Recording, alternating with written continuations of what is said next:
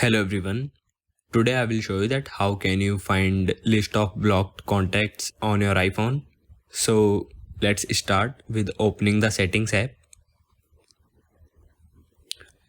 Now scroll down and tap on phone option.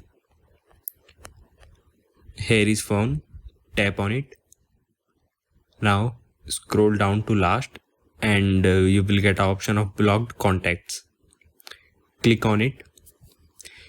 Here you will see a list of all the contacts and phone numbers that you have blocked. These are the contacts who won't be able to call you or send you SMS. And if you want to unblock a contact, tap on edit in the upper right corner. Then tap the red minus sign next to the contact's name or the number. And then finally tap on unblock. And then click on done on the top right corner. That's it. You can now view your list of blocked contacts and manage them as needed. Thank you everyone.